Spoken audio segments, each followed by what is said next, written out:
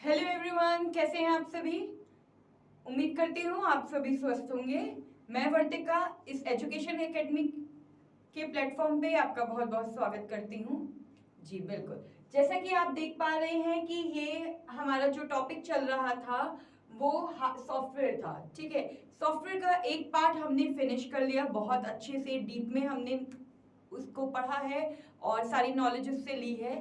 ठीक है, टॉपिक क्या था बताइए। बिल्कुल, सिस्टम सॉफ्टवेयर। तो अब हम आज पढ़ेंगे एप्लीकेशन सॉफ्टवेयर के बारे में। ठीक है, उसे हम डीप में पढ़ेंगे, फिर यूटिलिटी सॉफ्टवेयर और सिस्टम सॉफ्टवेयर के जो भी हमारे 3 टाइप्स बचे थे उनको पढ़ेंगे। ठीक है जी, बिल्कुल बिल्कुल बिल्कुल। एक बार सभी आ जाइए, सभी जुड़ जाइए, शुरू करते हैं फिर क्लास। जी बिल्कुल बिल्कुल, एक बार आ जाइए, सभी आ जाइए। बिल्कुल, बेहतरीन तरीके से सभी जुड़ जाएं। ठीक है,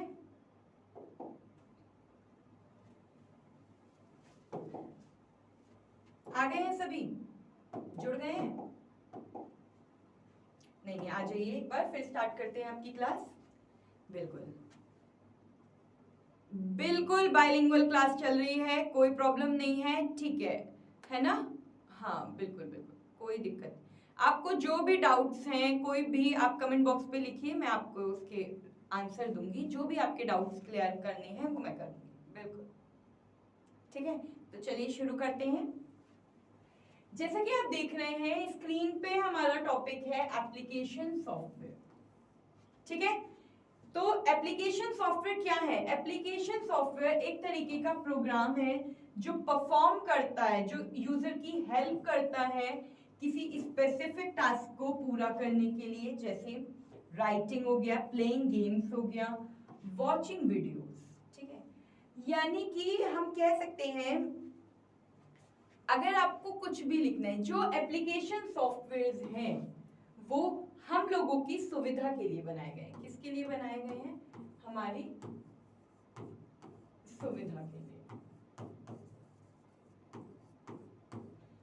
ठीक है, एप्लीकेशन सॉफ्टवेयर हमारी सुविधा के लिए बनाए गए हैं और इन ये एक, अगर आपको कोई भी लिखना है, ठीक है, तो आप क्या करते हो, एमएस वर्ड का यूज करते हो। एमएस वर्ड का यूज आप किसके लिए करते हो, राइटिंग के लिए।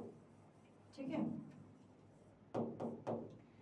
प्लेइंग गेम्स, तो आप इसके लिए क्या करते हो, कोई भी ऐप लेते हो, कोई भी गेम लेते हो और उस पे आप गेम खेलते हो।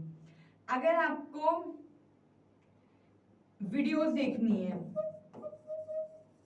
तो हम क्या करते हैं, या तो हम वीएलसी मीडिया प्लेयर लेते हैं, विंडो मीडिया प्लेयर लेते हैं, हम कोई भी ऐप इससे रिलेटेड सॉफ्टवेयर का यूज करते हैं। ठीक है, तो ये सारे सॉफ्टवेयर क्या है, ये हमारे एप्लीकेशन सॉफ्टवेयर होते हैं।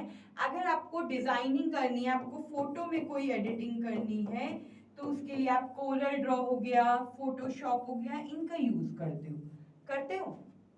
बिल्कुल, तो इन पे हम खुद वर्क करते हैं, यानी कि वास्तविक रूप से।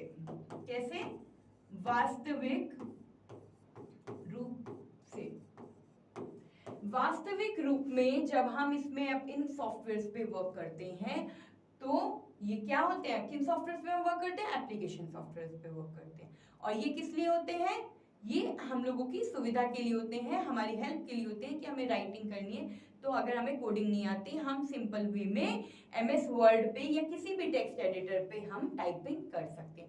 प्रेजेंटेशन बनानी है, हम उसके लिए पावर पॉइंट का यूज कर सकते हैं।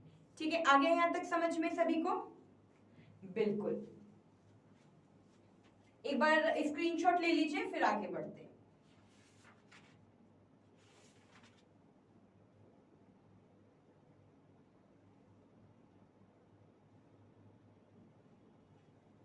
हाँ जी, जिस तरीके से, ये तो एग्जाम्पल है, अभी एग्जाम्पल पे आएंगे। जिस तरह से सिस्टम सॉफ्टवेयर, सिस्टम सॉफ्टवेयर क्या है, सिस्टम सॉफ्टवेयर क्या करता है, सिस्टम सॉफ्टवेयर एप्लीकेशन सॉफ्टवेयर को जगह देता है काम करने के लिए। किस लिए जगह देता है, काम करने के लिए। हम अगर सिस्टम सॉफ्टवेयर में स्पेस नहीं होगा तो क्या हम अपनी एप्स, अपनी एप्लीकेशन डाउनलोड कर पाएंगे? नहीं, हम बिल्कुल भी कोई भी एप्लीकेशन डाउनलोड नहीं कर पाएंगे। ठीक है, कहते हैं ना फोन की मेमोरी फिल हो गई, लैपटॉप की मेमोरी फिल हो गई, हम कोई भी ऐप डाउनलोड नहीं कर पाए। तो सिस्टम सॉफ्टवेयर ही ऐसा सॉफ्टवेयर है जो एप्लीकेशन सॉफ्टवेयर को जगह देता है, स्पेस देता है, जिससे कि हम इन पे वर्क कर पाए। अगर सिस्टम सॉफ्टवेयर जगह नहीं देगा तो हम एप्लीकेशन पे वर्क नहीं कर पाएंगे। ठीक है, अरे भाई एक एग्जाम्पल ही तो हमने लिया है, चलो आगे एग्जाम्पल देती हूँ।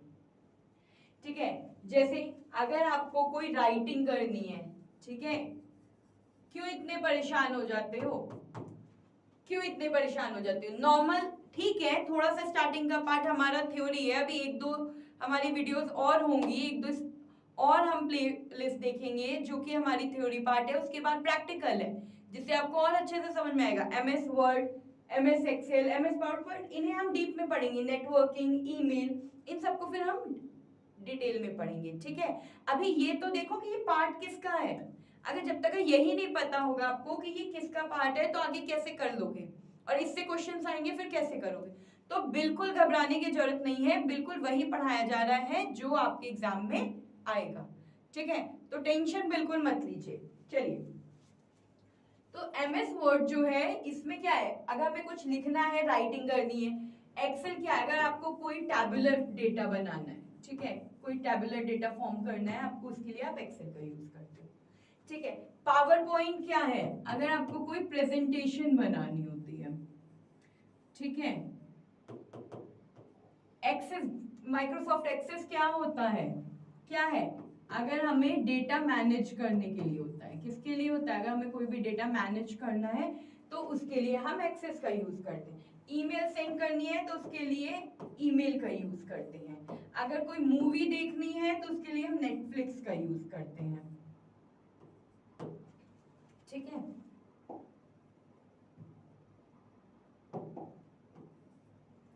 ठीक है, कोई भी अगर ऑनलाइन कोई हमें टाइपिंग करनी है तो उसके लिए गूगल डॉक्स है, PDF, ठीक है, मतलब गूगल ड्राइव, पेंट, बहुत सारे ऐसे सॉफ्टवेयर हैं, एप्लीकेशंस हैं। देखिए यहाँ पे भी आ रही है आपकी YouTube, map, search engine, play, drive, contacts, Gmail, ये सारी हमारी एप्लीकेशंस हैं जिन पे हम वर्क करते हैं। अच्छा बताओ, डेली रूटीन में आप कौन कौन सी एप्लीकेशन का वर्क करते हो? कल भी मैंने ये क्वेश्चन पूछा था, बताइए बताइए। अभी इस पे आएंगे। डेली रूटीन पे जो आप सॉफ्ट एप्लीकेशंस पे वर्क करते हो, मेनली क्या होती है आपकी? Map, YouTube, map, Gmail, contacts, drive, photos, इनका यूज करते हैं। ठीक है, इसके साथ साथ हम किसका यूज करते हैं? व्हाट्सएप करते हैं, फेसबुक, इंस्टाग्राम। ठीक है, तो ऐसे इन सब हम क्या करते हैं, इन सब एप्लीकेशंस का यूज हम अपने डेली रूटीन में करते हैं। तो ये हमारे डेली रूटीन का ही पार्ट है। ठीक है, आगे समझ में सॉफ्टवेयर क्या है, एप्लीकेशन सॉफ्टवेयर। बिल्कुल, अब देखते हैं कि ये वर्क है। बिल्कुल सही, जिस तरह से आपके स्कूल में एक प्रिंसिपल, चलिए इसका एग्जांपल लेते हैं। जैसे सपोज एग्जांपल है, कलर चेंज कर लेते हैं, है ना। बिल्कुल, जिस तरह से आपके स्कूल में एक प्रिंसिपल होता है, ठीक है, वो प्रिंसिपल क्या करता है? टीचर्स को मॉनिटर करता है, ठीक है, ताकि टीचर्स अच्छे से काम कर पाए। ठीक है, टीचर्स को देखता है, ठीक है, और टीचर्स के अंडर में कौन होते हैं? टीचर्स के अंडर में स्टूडेंट्स होते हैं। हाँ बिल्कुल, हर एक सब्जेक्ट का अपना अलग, हर एक सब्जेक्ट का अलग आपका टीचर होता है। ठीक है, तो जिस तरीके से एप्लीकेशंस क्या है हमारी, भाई एप्लीकेशन क्या है? हमारे प्रिंसिपल है, ठीक है, जो सब चीजों को मैनेज कर रही है। तो सिस्टम सॉफ्टवेयर क्या है? हमारी प्रिंसिपल है। ठीक है, सिस्टम सॉफ्टवेयर हमारा प्रिंसिपल है, एप्लीकेशन सॉफ्टवेयर क्या है, टीचर्स है, क्योंकि सिस्टम सॉफ्टवेयर एप्लीकेशन सॉफ्टवेयर को जगह देता है। तो सिस्टम सॉफ्टवेयर क्या हो गया हमारा प्रिंसिपल, ठीक है, ये हो गया सिस्टम सॉफ्टवेयर, ठीक है, और ये हो गया हमारा एप्लीकेशन सॉफ्टवेयर, ठीक है। तो सिस्टम सॉफ्टवेयर जो है वो प्रिंसिपल ही तो टीचर्स को अपॉइंट करती है, तो सिस्टम सॉफ्टवेयर क्या है, हमारी प्रिंसिपल है, और टीचर्स हमारे एप्लीकेशंस हैं, ठीक है। तो उसके बाद ही तो हम वर्क कर पाते हैं एप्लीकेशंस पे, जब सिस्टम सॉफ्टवेयर में परमिशन देता है। तो वैसे ही हम तभी टीचर्स वर्क कर पाते हैं जब हमें प्रिंसिपल परमिशन देते हैं। तो इसी तरीके से आप ये एग्जांपल्स याद रखिएगा। देखिए अब ऐसे ही यहाँ पे एक एग्जांपल में आ जाते हैं हम। देखिए जैसे एग्जांपल है यूजर को कुछ चाहिए, कुछ डेटा टाइप करना है, उसने एक एप्लीकेशन का यूज किया, ठीक है। सपोज MS वर्ड टाइप करना है, नॉर्मल CV ही अपना बनाना है अगर आपको, या कुछ भी बना कर लिखना है, कोई लेटर लिखना है, तो आपने क्या किया, सिंपल एक एप्लीकेशन का यूज किया, कोई भी एप्लीकेशन ले ली, टेक्स्ट एडिटर ले लिया आपने, उसका यूज कर दिया। इसके बाद आपने क्या किया, आप ऑपरेटिंग सिस्टम, अब एप्लीकेशन का यूज किया, तो एप्लीकेशन का भाई एप्लीकेशन तभी तो होगा जब आपके कंप्यूटर में ऑपरेटिंग सिस्टम होगा तो ऑपरेटिंग सिस्टम होगा। अब ऑपरेटिंग सिस्टम जब आपके पास है तो वो कहाँ होगा, वो हार्डवेयर के अंदर होगा, वो ऑपरेटिंग सिस्टम भाई कंप्यूटर में ही तो होता है, ठीक है। तो यूजर एप्लीकेशन के पास जाता है, एप्लीकेशन ऑपरेटिंग सिस्टम हार्डवेयर के पास, तभी तो एक बैलेंस बैठता है। इसी तरीके से इसका ऑपोजिट होता है, फिर आउटपुट जब आता है, हार्डवेयर ऑपरेटिंग सिस्टम से बात करता है आउटपुट निकालने के लिए, वो फिर एप्लीकेशन सॉफ्टवेयर के पास जाता है, फिर आउटपुट आपको यहाँ पे यूजर को मिलता है। तो यानी कि ये जो आपका ये प्रोसेस है, ये इनपुट प्रोसेस हो जाता है, और जो यहाँ का प्रोसेस होता है ये आपका आउटपुट प्रोसेस हो जाता है। आगे बात यहाँ तक समझ में, किसी को कोई यहाँ तक प्रॉब्लम है तो पूछ लीजिए, नहीं तो स्क्रीनशॉट लीजिए एक बार इसका। बिल्कुल ठीक है, यहां तक क्लियर है, ठीक है। अब चलिए हम आ जाते हैं कि एप्लीकेशन सॉफ्टवेयर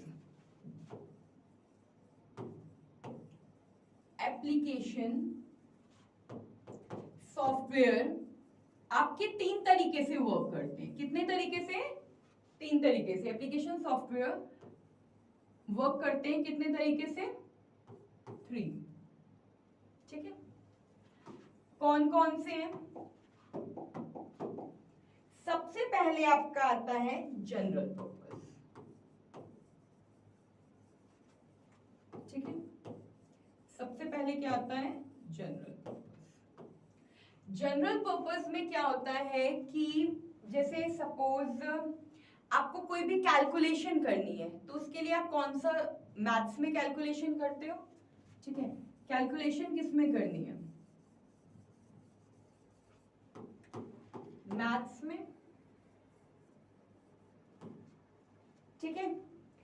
इसके बाद सपोज आपको कुछ लिखना है, कुछ राइटिंग पार्ट करना है, कोई भी लेटर लिखना है, कुछ भी करना है, वो आप वैसे ही किस पे करते हो, MS वर्ड, या फिर अगर आपको कैलकुलेशन ही करनी है तो आप किस पे करते हो, एक्सेल पे, ठीक है। तो जनरल पर्पस के ये सॉफ्टवेयर्स होते हैं, ठीक है, कि आपको टाइपिंग करना है तो MS वर्ड ले लिया, कैलकुलेशन करना है मैथ्स की तो आपने एक्सेल ले लिया, आपको अगर प्रेजेंटेशन बनानी है कोई सपोज तो आपने क्या कर लिया,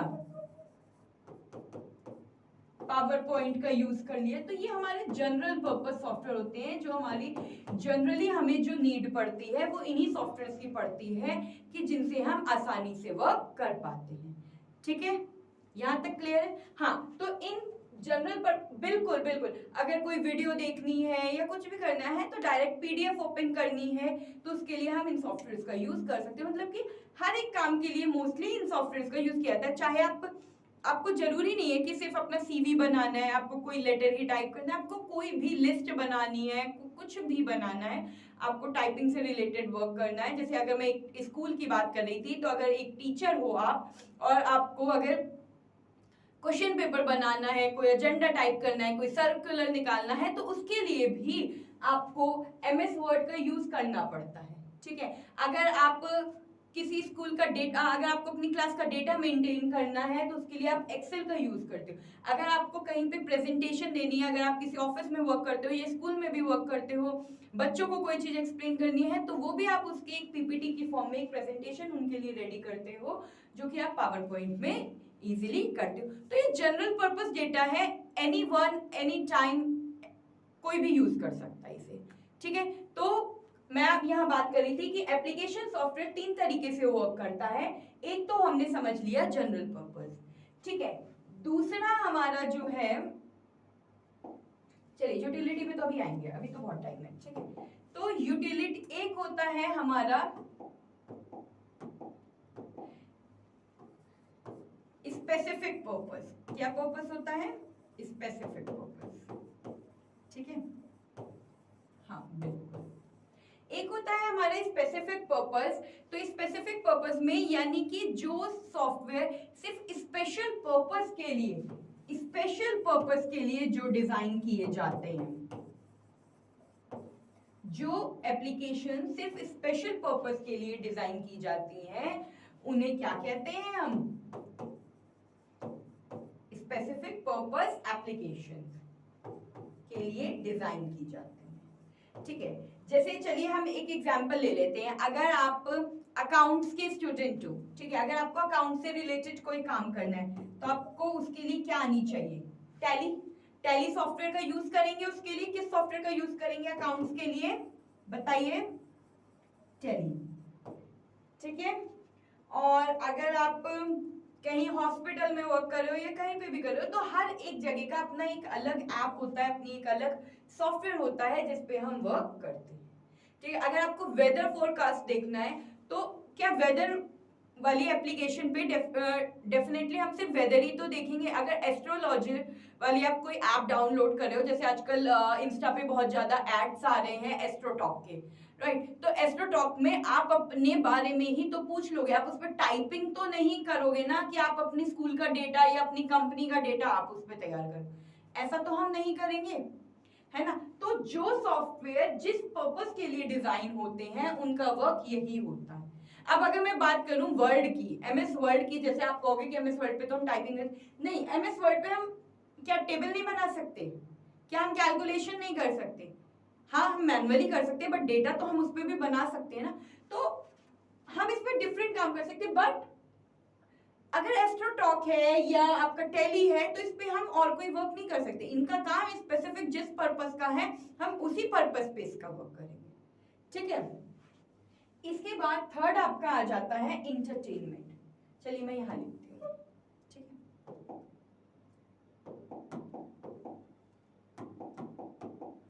थर्ड है हमारा इंटरटेनमेंट। क्या है? इंटरटेनमेंट। इंटरटेनमेंट में क्या होता है कि जैसे अगर मैं बात करूं YouTube की, ठीक है, YouTube हो गया आपका, ये डिफरेंट अलग अलग तरीके की सॉफ्टवेयर आते हैं इंटरटेनमेंट के भी। तो आपको अगर मन नहीं लग रहा तो चलो मूवी देख ली, नेटफ्लिक्स का यूज कर लिया, ठीक है, नेटफ्लिक्स का यूज कर लिया, या आपने YouTube देख लिया, ठीक है, सॉन्ग सुन लिए, स्पॉटिफाई चला लिया। तो ये सब क्या होते हैं? ये हमारे इंटरटेनमेंट पर्पस के एप्लीकेशंस होती हैं, सॉफ्टवेयर्स होते हैं, जिन पे हम इजीली वर्क कर पाते हैं। ठीक है, आगे समझ में? So basically there are 3 types of software जिन पे हम वर्क करते हैं, general purpose, specific purpose and आपका इंटरटेनमेंट। एक बार स्क्रीनशॉट ले लीजिए, आगे बढ़ते हैं। बिल्कुल बिल्कुल कोई प्रॉब्लम नहीं है, आराम से स्क्रीनशॉट लीजिए।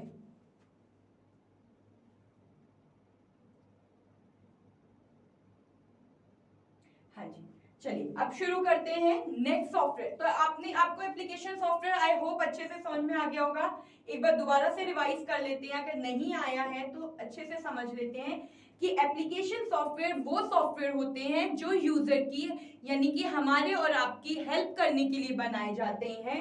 हमें अगर इससे कोई भी काम होता है कि अगर हमें राइटिंग वर्क करना है तो MS वर्ड या कोई भी ऐप पे हम वर्क कर सकते हैं, एप्लीकेशन पे वीडियोस देखनी है तो वीडियोस के लिए, फोटो डिजाइन करना है तो कोरल ड्रॉ या फोटोशॉप ले लेते हैं, तो हम ये वर्क एप्लीकेशन पे हम कर सकते हैं। तो यानी डिफरेंट पर्पस डिफरेंट सॉफ्टवेयर, ये हमारी सुविधा के लिए बनाए जाते हैं और हम वास्तविक रूप से इन पे काम करते हैं। ठीक है, दूसरा ये 2 तरीके के होते हैं, इसमें ये 3 तरीके से वर्क करते हैं, वो भी हम पढ़ेंगे। सबसे पहले हमारा आ जाता है कि मैंने आपको बताया था जो ये सिस्टम सॉफ्टवेयर होते हैं, यानी कि जो इनके अंदर जो हमारे ऑपरेटिंग सिस्टम्स होते हैं, इन ऑपरेटिंग सिस्टम्स में हम क्या कहते हैं, ये सिस्टम सॉफ्टवेयर, ये एप्लीकेशन सॉफ्टवेयर को एक जगह प्रोवाइड करते हैं, एक स्पेस प्रोवाइड करते हैं जिनमें एप्लीकेशंस हमारी रन होती हैं। अगर सिस्टम सॉफ्टवेयर एप्लीकेशन सॉफ्टवेयर को स्पेस प्रोवाइड नहीं करेंगे तो हमारी एप्लीकेशंस रन नहीं हो पाएंगी। ठीक है, तो यानी कह सकते हैं कि दोनों एक दूसरे के बगैर अधूरे। अगर सिर्फ सिस्टम सॉफ्टवेयर है और उसमें एप्लीकेशंस नहीं है तो वो भी बेकार है। ठीक है, जैसे शरीर के बगैर आत्मा अधूरी है, वैसे ही आत्मा के बगैर शरीर भी अधूरा है। तो ये सिस्टम और एप्लीकेशन सॉफ्टवेयर हमारे इसी तरह से वर्क करते हैं। ठीक है, आगे समझ में आता है। अब चलिए नेक्स्ट आ जाते हैं। हमने बहुत सारे एग्जांपल्स देखे थे, तो writing, tabular data, presentation, data manage के लिए ये सारे हमारे Word, Excel, PowerPoint, Access, Netflix, Gmail, PDF, map, search, email, contacts, drive, बहुत सारे ये सारे these all are the examples of application software. देखिए लिखा भी हुआ है जनरल पर्पस सॉफ्टवेयर ये हैं ऑलमोस्ट। अब स्पेसिफिक पर्पस देखिए ये हो गया मैप, कि मैप का यूज हम मैप देखने, नक्शा देखने, रूट देखने के लिए तो करेंगे, किसी और पर्पस के लिए थोड़ी ना कर लेंगे। ठीक है, फिर हम आए थे कि यूजर जो है वो एप्लीकेशन के पास जाता है, एप्लीकेशन फिर ऑपरेटिंग सिस्टम, ऑपरेटिंग सिस्टम से हार्डवेयर, फिर यहाँ से ऐसे अप टू डेट होकर के चीजें यूजर तक पहुंच जाती हैं। ठीक है, तो ये जो पार्ट था ये हमारा, आप इनपुट समझ लो कि यहाँ से इनपुट होना स्टार्ट होता है, फिर यहाँ से आते आते हमें आउटपुट प्रोवाइड हो जाता है। ठीक है, यहाँ आपको एग्जांपल दिया गया था कि एक प्रिंसिपल है जो कि आप सिस्टम सॉफ्टवेयर जिसे मान लो और टीचर से एप्लीकेशन सॉफ्टवेयर मान लो, क्योंकि प्रिंसिपल ही जो है वो टीचर्स को अपॉइंट करती है, वैसे ही सिस्टम सॉफ्टवेयर का था। फिर यहाँ पे हमने सॉफ्टवेयर का वर्क करने का तरीका सीखा। अब हम आते हैं यूटिलिटी सॉफ्टवेयर पे डिटेल में। देखिए हम हर एक टॉपिक को डिटेल में पढ़ रहे हैं जिससे कि आपको कोई भी प्रॉब्लम ना आए। यूटिलिटी सॉफ्टवेयर मैंने आपको बताया था स्टार्टिंग में ही कि ये जो है ये सिस्टम सॉफ्टवेयर के साथ ही वर्क करते हैं। किसके साथ वर्क करते हैं? System software. ठीक है,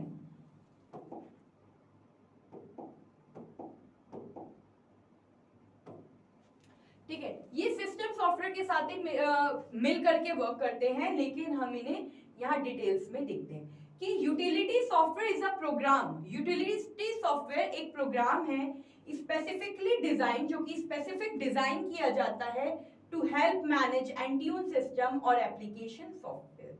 it is used to support the computer infrastructure. कैसे? डिस्क क्लीनर, ठीक है, डिस्क मैनेजमेंट, देखते जाइए सारे एग्जाम्पल लिख रही हूं यहाँ पे कि कैसे कैसे काम होता है, कौन कौन से यूटिलिटी हम सॉफ्टवेयर होते हैं हमारे।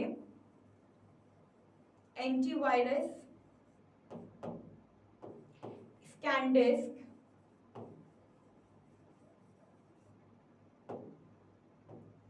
और बताइए, या फिर डिस्क स्कैनर भी होता है। ठीक है, तो ये यूटिलिटी सॉफ्टवेयर है जो हमारे कंप्यूटर को, हमारे लैपटॉप को, हमारे फोन्स को मैनेज करते हुए चलते हैं, टाइम टू टाइम इससे डेटा को डिलीट करते हुए चलते हैं, क्लीन करते हुए चलते हैं, कि जिससे एंटीवायरस अगर आपके लैपटॉप में अनइंस्टॉल हो रहा है या उसका लाइसेंस खत्म हो रहा है तो उसका काम भी ये हमें नोटिफिकेशन उसका देते रहते हैं। ठीक है, तो यूटिलिटी सॉफ्टवेयर जो है वो बेसिकली सिस्टम सॉफ्टवेयर यानी ऑपरेटिंग सिस्टम्स के साथ ही मिलकर के वर्क हमारा करते हैं। ठीक है, यानी कि हमारे और यूटिलिटी सॉफ्टवेयर की ही हेल्प से हमारे सॉफ्टवेयर, हमारे कंप्यूटर को, हमारे लैपटॉप को की जो स्पीड है वो फास्ट होती है, यानी कि हमें गति व क्षमता प्राप्त होती है। अगर आपको हिंदी में लिखना है, गति व क्षमता हम उसकी तेज होती है। आगे यहां तक समझ में कॉन्सेप्ट क्लियर है कि यूटिलिटी सॉफ्टवेयर क्या है? बिल्कुल, यानी कि यूटिलिटी सॉफ्टवेयर का अगर आप मेन हिंदी में सिर्फ एक शब्द में बात करो तो रख रखाव का ध्यान रखना ही यूटिलिटी सॉफ्टवेयर का काम होता है। ठीक है, आगे यहां तक समझ में? ठीक है, चलिए आगे बढ़ते हैं। अब इनके अगर हम एग्जाम्पल्स की तरफ जाते हैं तो इनके एग्जाम्पल्स हैं कि अगर आपको कोई भी डेटा, अनवांटेड डेटा है आपके पास, अगर आप उसे डिलीट करना चाहते हो तो उसके लिए आप सॉफ्टवेयर का यूज, डिलीटिंग डेटा सॉफ्टवेयर का यूज करते हो। रिसाइकिल बिन होता है हमारे पास लैपटॉप्स में, कंप्यूटर्स में।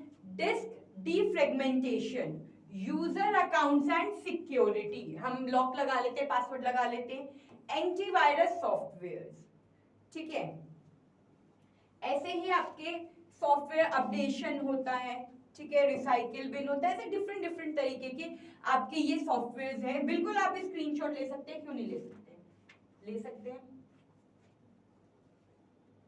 बिल्कुल। ये छोटे स्मॉल प्रोग्राम जरूर होते हैं, ये एक तरीके से स्मॉल प्रोग्राम होते हैं, बट ये बहुत ही एफिशिएंटली वर्क करते हैं और ये बहुत ज्यादा इंपॉर्टेंट भी होते हैं।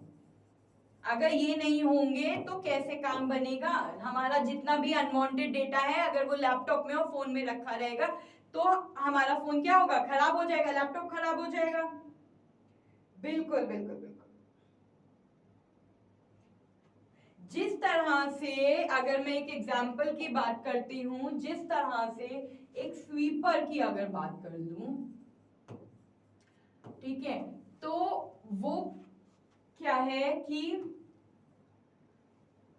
स्वीपर की अगर मैं बात करूं, वो क्लासरूम्स की सफाई करते हैं, जो भी होते हैं स्कूल में दीदी भैया या जो भी होते हैं, 4th क्लास एम्प्लॉयज जो भी होते हैं हमारे, वो क्लासरूम की सफाई करते हैं, ठीक है। इसी तरह से जो हमारा यूटिलिटी सॉफ्टवेयर होता है, ये हमारे लैपटॉप, हमारे कंप्यूटर को, फोन को हमारे क्या करता है? क्लीन करता है, ठीक है। आगे अंत तक समझ में? अच्छा, एक चीज और, चलिए एक चीज और बताती हूँ आपको। हमने सिस्टम सॉफ्टवेयर के बारे में पढ़ा था, ठीक है, पढ़ा था बिल्कुल। हमने उसमें यूनिक्स, लाइनेक्स, इन ऑपरेटिंग सिस्टम्स को अलग से नहीं पढ़ा था, नहीं पढ़ा था ना, ठीक है। तो चलिए उनको एक बार हम डिटेल्स में पढ़ लेते हैं।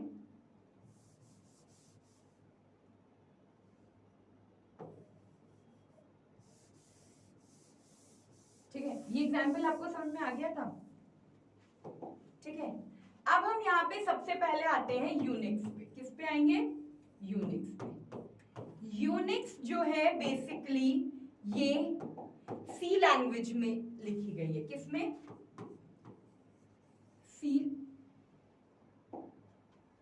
सी लैंग्वेज में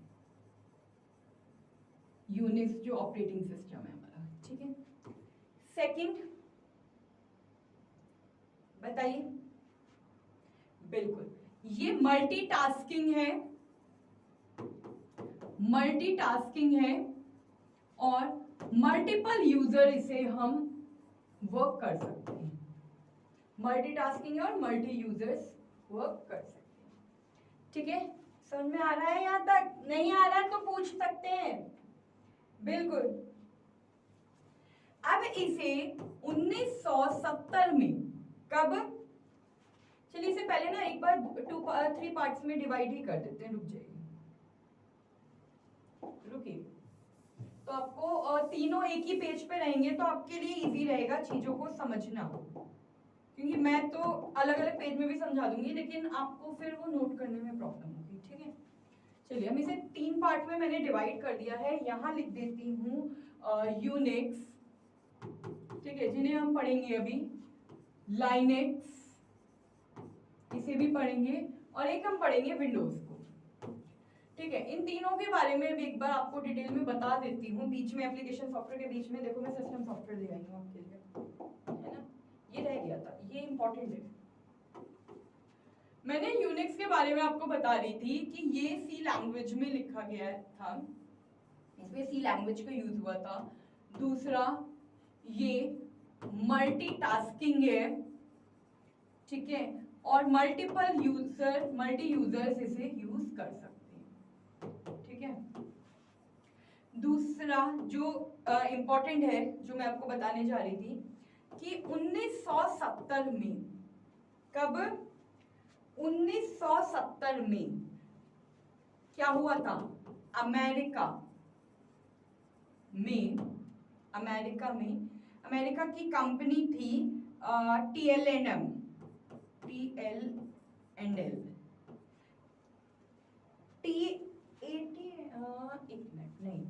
है,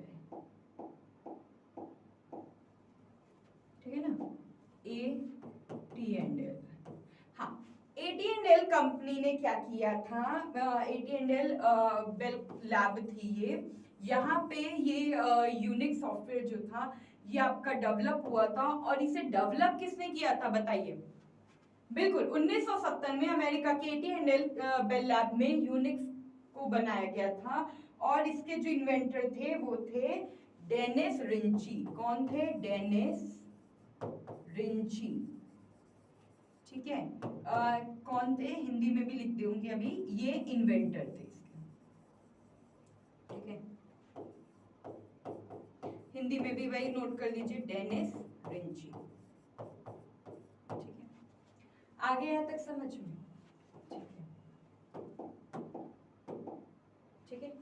अब अगर मैं लाइनेक्स की बात करती हूं तो लाइनेक्स हमारा ओपन सोर्स सॉफ्टवेयर है। क्या है? ओपन सोर्स सॉफ्टवेयर है, यानी कि ये बिल्कुल फ्री है। आपको इसके लिए, इसको डाउनलोड करने के लिए कोई भी पैसे देने नहीं पड़ते, इसीलिए इसे ओपन सोर्स सॉफ्टवेयर कहा जाता है, क्योंकि आप इसमें फ्री ऑफ कॉस्ट इसे आप डाउनलोड कर सकते हो और इस पर वर्क इजीली कर सकते हो, ठीक है। तो ये क्या है? हमारा ओपन सोर्स सॉफ्टवेयर है। और ये किसके द्वारा बनाया गया था? तो ये माइक्रोसॉफ्ट कंपनी है, उसके द्वारा बनाया गया था।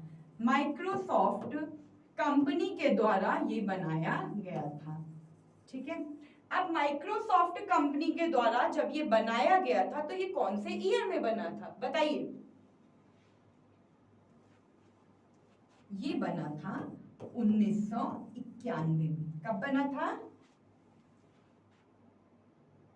1991 में लाइनस टोरनॉल्ड्स द्वारा। किसके द्वारा? लाइनस टोरनॉल्ड के द्वारा ये बनाया गया था, ठीक है। ये जो है आपका, बिल्कुल एक मिनट, यहाँ मैंने आपको विंडोज का लिखा गया, ठीक है। ये 1991 में, बिल्कुल बिल्कुल बिल्कुल, हाँ, ये 1990, ये एक ओपन सोर्स सॉफ्टवेयर है जो कि 1991 में लाइनस टोरनॉल्ड के द्वारा डिजाइन किया गया था। और इसका जो यूज है ये सर्वर के लिए किया जाता है। किसका? सर्वर के इस्तेमाल के लिए इसका यूज बेसिकली किया जाता है। जब अब हम बात कर रहे हैं विंडोज की, तो विंडोज जो है ये माइक्रोसॉफ्ट, यहां लिखना था मुझे, ये माइक्रोसॉफ्ट कंपनी के द्वारा बनाया गया था। किसके द्वारा बनाया गया था? माइक्रोसॉफ्ट कंपनी के द्वारा बनाया गया था। कब बनाया गया था? 1994, ठीक है। आ गया? यहां तक बात समझ में आई? अब आप कहोगे ये विंडोज क्यों बना था जब हमारे पास यूनिक्स था, लाइनक्स था, ये क्यों था? क्योंकि ये GUI बेस्ड था। GUI क्या होता है? GUI आपका होता है ग्राफिकल यूजर इंटरफेस, ये GUI बेस्ड था, ग्राफिकल यूजर इंटरफेस। इसमें छोटी छोटी इमेजेस थी जिससे चीजें हमें रिकॉग्नाइज करने में बहुत ही इजी होती थी। तो ये GUI बेस्ड था, तो इसीलिए इसे मोस्टली सभी यूज करने लगे थे, तो ये यूजर फ्रेंडली हो गया था। आप इसे यूजर फ्रेंडली भी कह सकते हैं। ठीक है, यहां तक आ गया समझ में? किसी को कोई प्रॉब्लम तो पूछ लीजिए, और नहीं तो स्क्रीनशॉट ले लीजिए। अभी मैं आपसे एक क्वेश्चन पूछूंगी, विंडोज से रिलेटेड ही है बिल्कुल, तो स्क्रीनशॉट ले लिया? ठीक है, आगे बढ़े। चलो, ये तो एग्जाम्पल था। ठीक है, मेरा क्वेश्चन है कि विंडोज के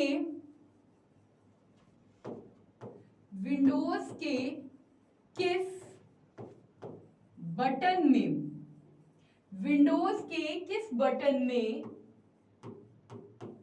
स्टार्ट बटन नहीं था?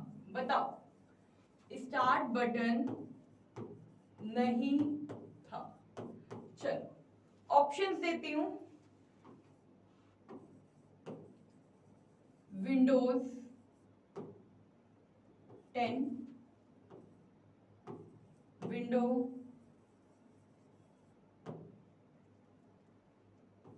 13, विंडो 8, विंडो XP। बताइए आंसर, सही आंसर बताइए इसका।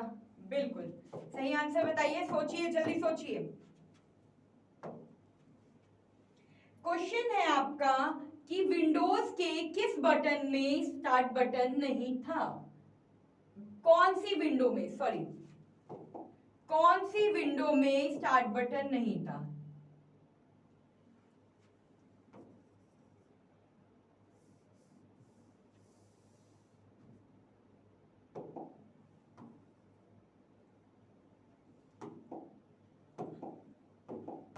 क्वेश्चन की फॉर्मेशन चेंज कर देती हूं। कौन सी विंडो में, कौन सी विंडो में स्टार्ट बटन नहीं था? अब ठीक है, कौन सी विंडो में स्टार्ट बटन नहीं था? बताओ, अब बताइए आंसर।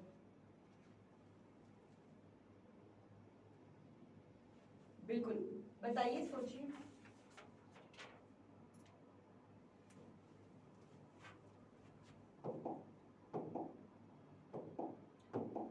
तो आंसर है आपका Windows 8। Windows 8 is the correct answer. Windows 8 जो थी हमारी विंडो, उसमें हमारा स्टार्ट बटन नहीं था। ठीक है, आ गया यहां तक समझ में? अच्छा, एक चीज और बताइए, what is the difference between GUI and CUI? बताइए, what is the difference? Difference क्या है GUI में और CUI में, क्या डिफरेंस? अच्छा, फुल फॉर्म बताइए। चलिए पहले फुल फॉर्म बताइए। GUI जो आपका था वो था ग्राफिकल यूजर इंटरफेस। ठीक है, था। CUI था आपका character user interface. Clear? GUI का जो यूज किया जाता था वो ग्राफिक्स के लिए किया जाता था, क्योंकि GUI बेस्ड ऑपरेटिंग सिस्टम जो थे उसमें आप कोई भी आइकन में छोटी छोटी इमेजेस लगी होती थी जिनसे हमें चीजें रिकॉग्नाइज करने में प्रॉब्लम नहीं होती थी। तो उसके इसीलिए हम इसे यूजर फ्रेंडली भी कहते हैं। ठीक है, अब CUI जो था हमारा, ये कैरेक्टर यूजर इंटरफेस था। ये इसमें सिर्फ आपका टेक्स्ट होता था, आपकी इमेजेस नहीं होती थी। तो इससे चीजें रिकॉग्नाइज करने में,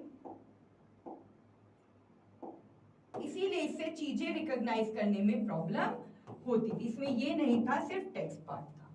ठीक है, आगे यहां तक समझ में? ये दोनों ये फुल फॉर्म्स की बिल्कुल आप स्क्रीनशॉट ले सकते हैं, ले लीजिए आराम से, कोई प्रॉब्लम नहीं है।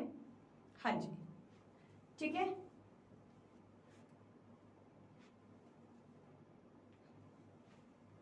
ले लिया आपने, ठीक है।